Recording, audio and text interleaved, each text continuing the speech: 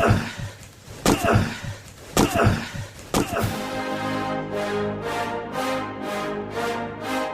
rolls out to the right, pitches off to Taylor, and Taylor's to the 20, down to the 15, down to the 10, 5, 4, 3, 2, 1.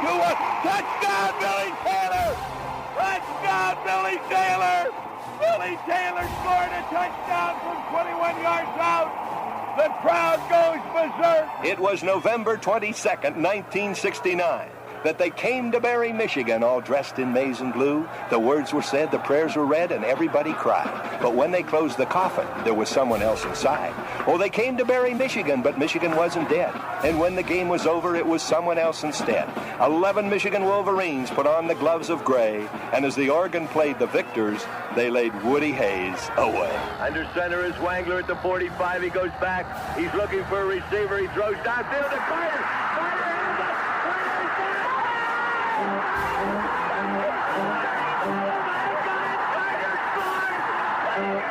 Who's got it better than us? Nobody!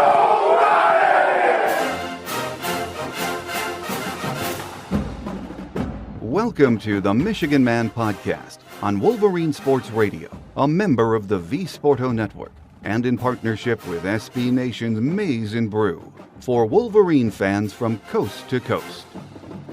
Go Blue, and welcome to our Wisconsin Visitors Edition of the show. I'm your host, Mike Fitzpatrick.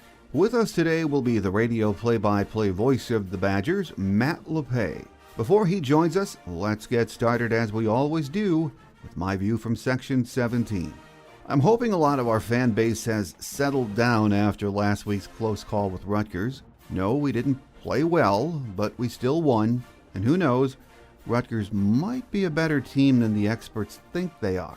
At any rate, like the team, we have to move on and get ready for this week.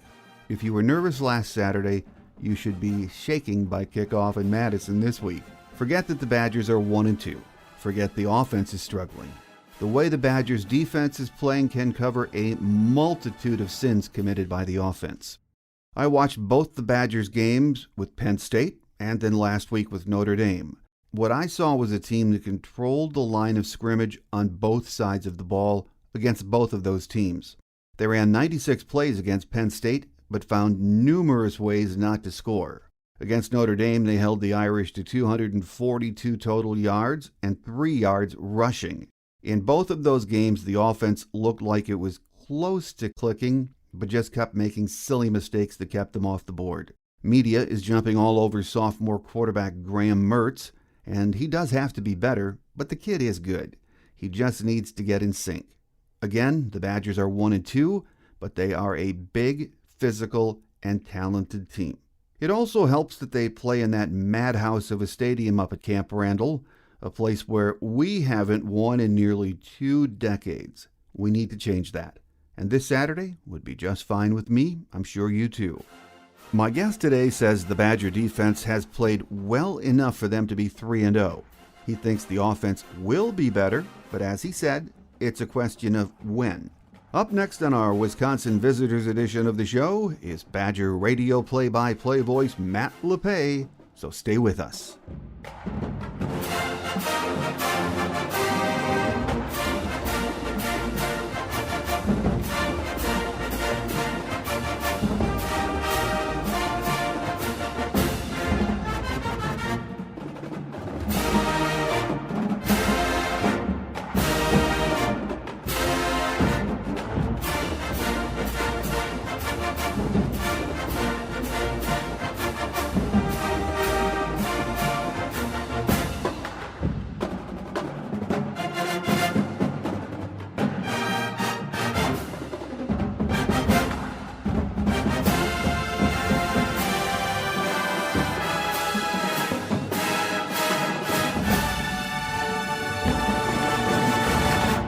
Here with us on our Visitors Edition of the show today is Wisconsin Badgers radio play-by-play voice Matt Lepay. Matt, once again, great to have you back on the show. Good to be on with you. It's a beautiful fall week, so we're happy the snow isn't flying yet. So we're enjoying a nice fall week here in Wisconsin. Well, that's good. Let's keep the snow away for a while, and hopefully it's a nice early fall. Well, it is officially fall, but hopefully a nice early fall day up in Madison. The Badgers, Matt, lost to Notre Dame on Saturday. It was a game I got to see before the Michigan game. Of course, that was at Soldier Field, a beautiful setting, 41-13, and a game that really was closer than that final score indicates. And let's start with that Wisconsin defense, Matt, which truly deserved a better fate on Saturday. Notre Dame only had 242 total yards offense, net 3 rushing. That Badger D did more than their fair share, didn't they? Yeah, and it's really the way they played for, far more often than not the last several years. It's been statistically one of the top defenses in the country, and it's played well enough, to be brutally honest with you. It's played well enough for this team to be 3-0 instead of 1-2. The one area where they would all tell you they would like to be better is creating turnovers. They had a real big opportunity early in the game Saturday. Might have been a pick six, but the ball wasn't secured, and they ended up forcing a punt. But otherwise, I mean, they've given up. If you look at a statistics sheet right now, it'll show that Wisconsin's allowing 21 points a game. The defense is allowing 12. There have been 4 touchdowns have been scored without the defense being on the field, 3 pick sixes and a kick return. So it has played very much winning football here so far this year. Well, that defense had 6 sacks, I believe, on Saturday, and really pounded both Notre Dame quarterbacks. A lot of hits. I never saw the final hit count, but it was a lot. The defensive line in both losses against Penn State and against Notre Dame has been dominant. They've controlled the line of scrimmage in both of those games. Talk about the D-line and some of the key contributors Michigan is going to see Saturday. Well, the big veteran there is Matt Henningsen. He's off to a very good start again. He was a guy who actually got hurt last year in the game in Ann Arbor, so his season lasted not even 2 full games. Keanu Benton is someone they really like at the nose tackle spot. And the guy who really started to flash last week was Rodis Johnson. He played well. He forced a fumble that Wisconsin recovered in the second half of that game. It was, in the moment, a really big play. Jack Cohen had already been knocked out of the game, and they got to the backup quarterback. And, the pendulum swings of a football game, as we all know, is an interesting thing to watch. But it was a momentum-changing play in the moment. So, up front, at every level, they've been good. In the first game, they did give up a couple of big plays to Penn State, but that's an offense that can be explosive with that receiving core. But up front, they've done a very good job of controlling the line of scrimmage, and I think taking advantage at times of the Notre Dame offensive line that's in transition. They've had some injuries. They got some young guys in there.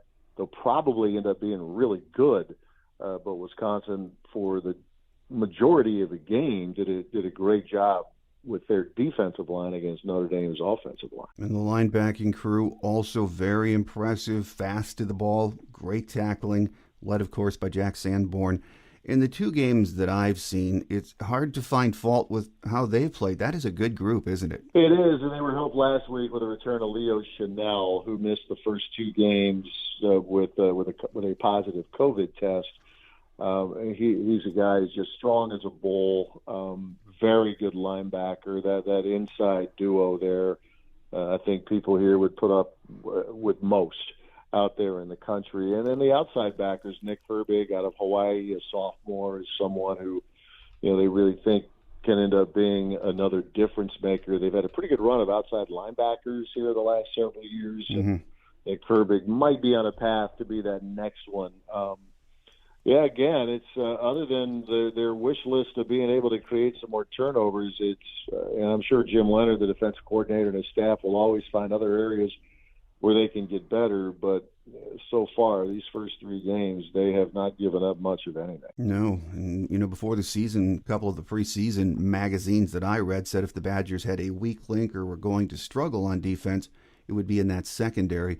But on Saturday, even though Notre Dame had some success throwing, that secondary kept really everything but one play in front of them and played very well, didn't they? Yeah, they did. And it's Notre Dame, it got to the point where they were going to just have to win it through the air there for a good chunk of the game. I mean, Jack Cohen had 25 pass attempts in the first half. And you said the one throw for the touchdown, that was a perfect pass from Jack. So you give those guys, all the credit. But even there, Faion Hicks, the Badger corner, made it tough. They at least forced a video review because he was really contesting the pass. But again, to their credit, Kevin Austin, the receiver, made a really, really good play. So, you're going to, and Leonard would know this, he was an All-American safety. You're going to give some up, but just be able to turn the page quickly and be able to be in position to make the play the next time. And I think the secondary has been pretty good with that here so far. Well, the other side of the ball is where the issues seem to be.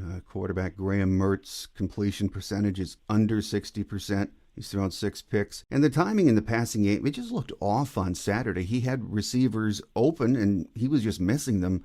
And he's better than that. We all know it. The staff has to get him going, don't they? No doubt. You got to find a way. He's saying all the right things because when you go through a stretch like this, it's pretty predictable. You're going to get the question, how's your confidence? How's your confidence? And you say it's good, I'm fine. But I think enough people who have watched the game, who know the position or who have played the position, can tell that he rushes at times. If the first read isn't there, it seems like things get murky a little faster than they should. I remember I was talking to Paul Christ after the first game against Penn State, and that was one of the things that they're trying to stress with him.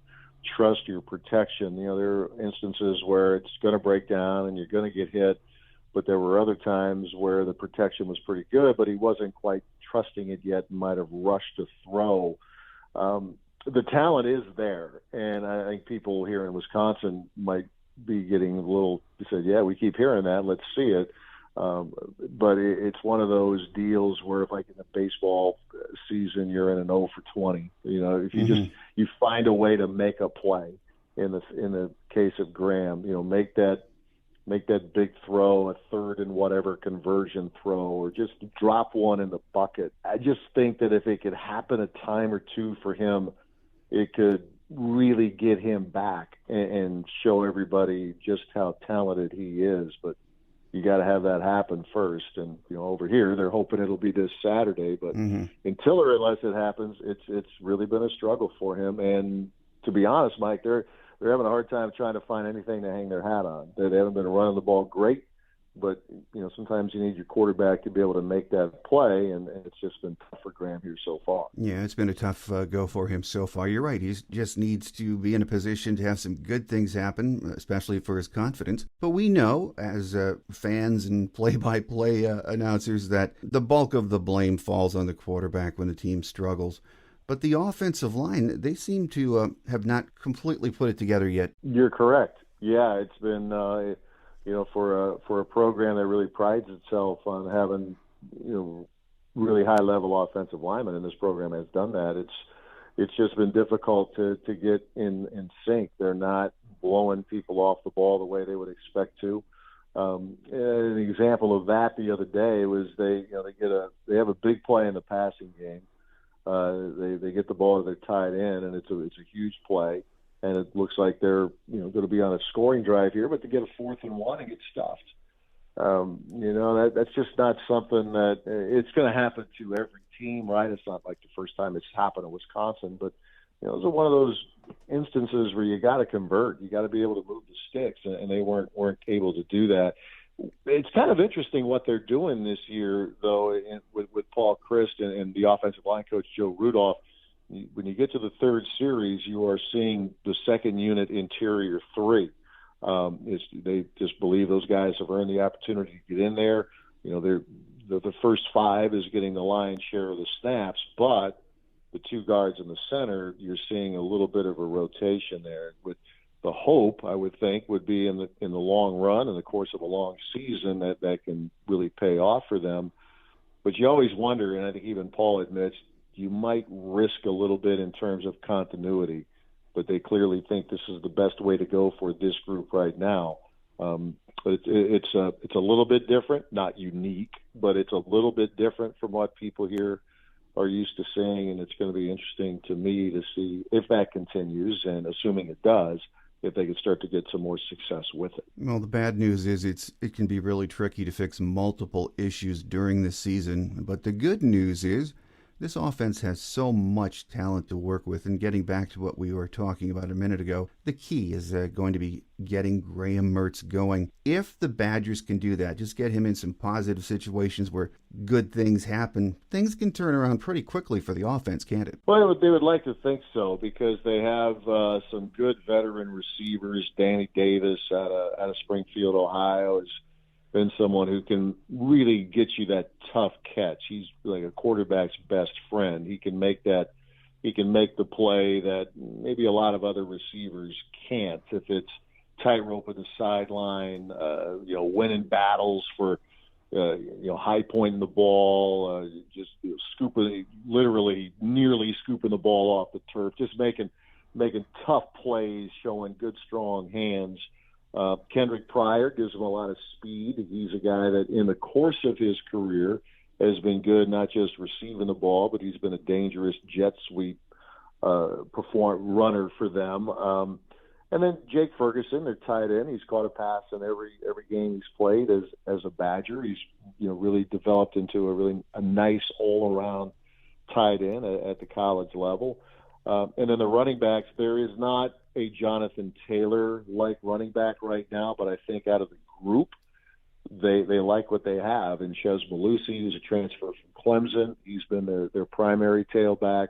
Jalen Berger, sophomore out of New Jersey. Isaac Garendo, the guy who's the fastest player on the team, had an 82-yard touchdown run a couple of weeks ago against Eastern Michigan. And then a true freshman, Braylon Allen, here in the state of Wisconsin, is chiseled. He's like 245 pounds and really put together. So it's maybe needs to be a little bit more by committee here, but they still believe that they've got a fair amount of talent here, and they can perform at a much, much higher rate than what they've shown so far. Well, returning home this week to play Michigan offers the Badgers an opportunity to right the ship, get it going in the right direction. And, having that crazy home crowd behind them makes a huge difference. It is such a tough place to play, isn't it, for the opposition? It's been, and maybe because we didn't have fans in the stands last year. I mean, I've watched a couple of the Michigan games. The place really is jumping at the big house. And for all three games, including last Saturday at Soldier Field with more of a 50-50 crowd, the atmosphere was terrific. And I think the first two games here, the Penn State game, it was electric. And, even a night game against Eastern Michigan, the crowd was really good and was into it. And I really think, even though there's disappointment with the fan base, as you would imagine, with a team that's off to a 1-2 start, quite honestly, anytime Michigan comes here, that's a big deal. And it's also a day where they're honoring Barry Alvarez, who retired as the athletics director. Chris McIntosh took over July 1st. There have been some celebrations for Barry, but this will be the first time that he can be recognized in front of a really big crowd. A lot of former players are going to be here, so there's going to be a little bit more pomp and circumstance to the day in general than what you might get for some other games. And the forecast, whatever a forecast is worth, a few days out, but it looks very promising. So hopefully a really good day and a really good crowd, and they get to watch a really good college football game. Michigan came back to earth last week against Rutgers and found out you can't run the ball all day in the Big Ten and win. Michigan is going to have to be more diversified against this Badgers defense. They know it. The question is, can they do it? And if they can't, it could end up being a long day against this Badgers defense, because it's a tough enough matchup as it is, but if they can't throw, it could be lights out early. Well, it's interesting because Leonard, the coordinator, was asked about that yesterday. We all know, we just look at the statistics and see how run heavy the Michigan offense has been, but the message that Leonard is telling his guys here is that, hey, just because they haven't thrown it doesn't mean they can't. The Badgers saw Cade McNamara last year a little bit. I know the game was lopsided, but they were impressed with what he was able to do and his ability to throw the football, and the weapons look to be there in the receiving core. And I know they're really impressed with the Hassan Haskins and Blake Corum combo, and he used the ball to either. But if you throw it to someone, especially like Corum in space, he can be a problem. So I think it's easy for any of us to rush to judgment, either really good or really bad, through the first 3 or 4 games of the season. But I think it's all, you and I have been around this long enough to know what a team is doing and how it's doing it now.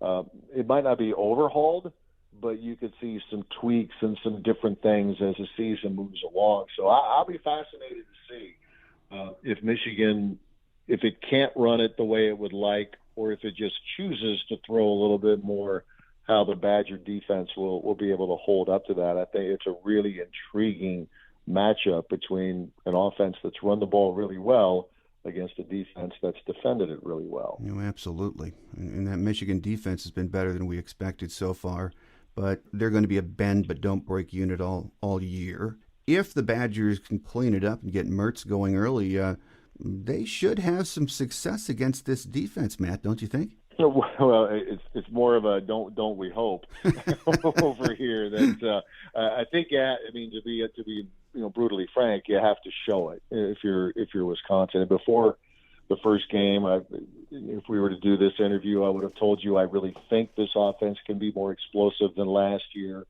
but it hasn't shown it yet. I mean, it had a couple of long runs in a game against Eastern Michigan, but I mean, let's be honest.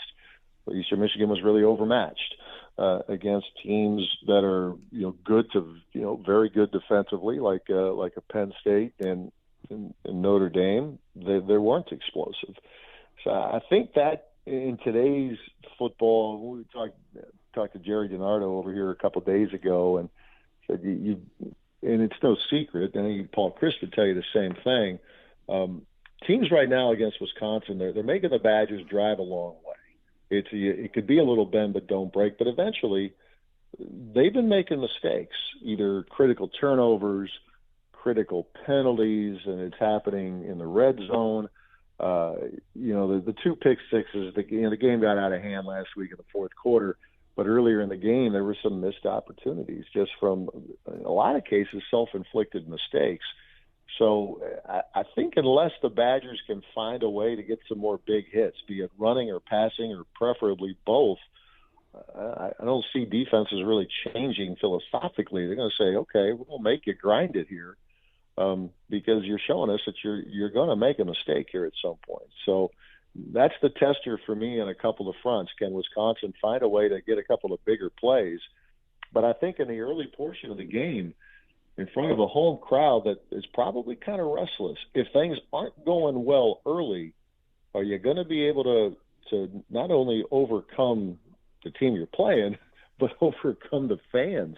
Because you just don't want stuff to snowball on you in your home stadium. But from the perspective over here, I'm hoping that doesn't happen in Wisconsin, but it's something to watch for. Final question before we let you get away, Matt.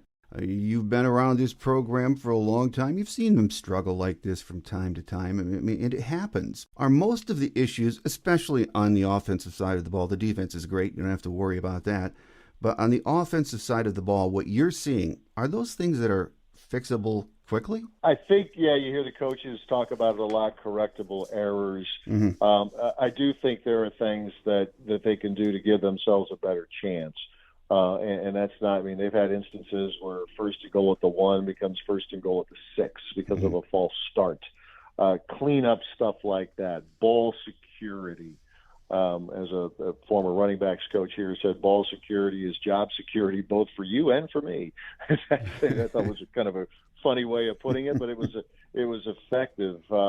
And it's Graham with the decision making too, and accuracy. And if you're going to try to get it into a tight window, get it in there, and don't get it to the other guy. Those are the kind of things that I think are correctable. Some of the other stuff, it'll be interesting because they're in a mode right now where a lot of things have to go just right. It kind of goes back to the explosiveness. I want to think they have it in them, but you got to show it against a team like a Michigan where, coaches love the 75-yard, 7-minute drive, but it's okay to have a 75-yard 2 or 3 play drive too. But until you see that, you're going to need to really be mistake-free, and that's something that I think they can correct but they have a fair amount of correcting to do in that regard. Well, my hunch is we'll see the Badgers come out on fire this Saturday because they need this game big time. And with that home crowd and honoring Barry Alvarez, it's going to be a great atmosphere. Our guest on this week's Visitors Edition of the show has been the radio play-by-play voice of the Badgers, Matt Lepay. Matt, thanks for being so gracious with your time, and we look forward to having you back next year and chat. Always a pleasure, Mike. Take care.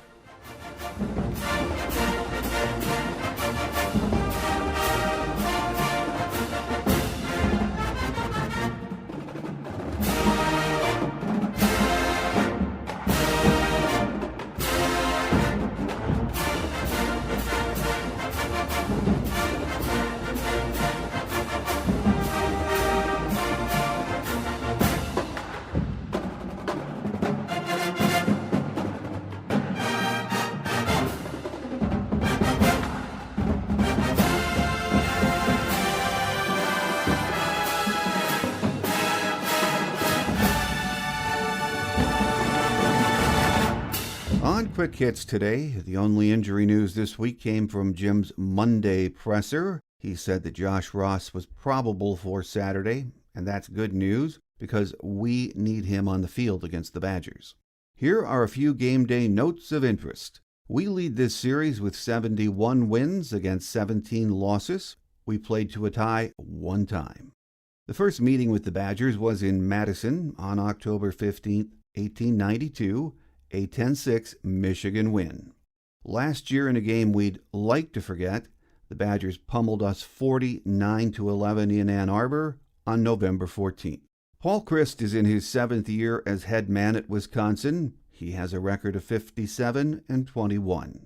In last year's COVID season, the Badgers were 4-3 overall, 3-3 in the Big Ten. They beat Wake Forest in the Mayo Bowl 42-28. They returned 17 starters, 7 on offense, 8 on defense, and 2 specialists. The weatherman says temps in Madison will be in the 70-degree range at kickoff. It will be cloudy, winds will be light, and there is a very slight chance of rain. Kickoff will be at 12 noon Eastern Time. If there is a litmus test on our schedule, this has to be it. Wisconsin embarrassed us in Madison 2 years ago and really did the same last year in Ann Arbor. We have not won a game up there in almost 2 decades. It will be no easy task on Saturday. But if we want fans to believe the program is back on track, we have to find a way to beat these guys and do it on the road up there at Camp Randall. Next week we stay on the road and travel to Nebraska. We already know it's a night game. And that place is another insane venue to play when it's a primetime game. On Tuesday's Michigan Game Day edition, my scheduled guest is Michael Cohen from the Detroit Free Press. It's Michael's first year on the beat, and we look forward to having him on the show. On Thursday's Nebraska Visitors edition, we are hoping to have Huskers radio play-by-play voice Greg Sharp. So make sure you join us. That does it for another week. I'm your host, Mike Fitzpatrick. Have a great Wolverine weekend, everyone. Think victory, beat those Badgers up at Camp Randall. Until we meet again, take care, and as always, go blue. Thanks for joining us today on The Michigan Man, here on Wolverine Sports Radio, a member of the V Sporto Network, and in partnership with SB Nation's Maize and Brew. Our listener lines are open 24/7 for your calls at 313-263-4842. That's 313-263-4842. Or email us at themichiganmanpodcast@yahoo.com. That's themichiganmanpodcast@yahoo.com. The Michigan Man Podcast is produced at the studios of Robin Lynn Productions, Allen Park, Michigan, and is not affiliated with the University of Michigan. Go Blue!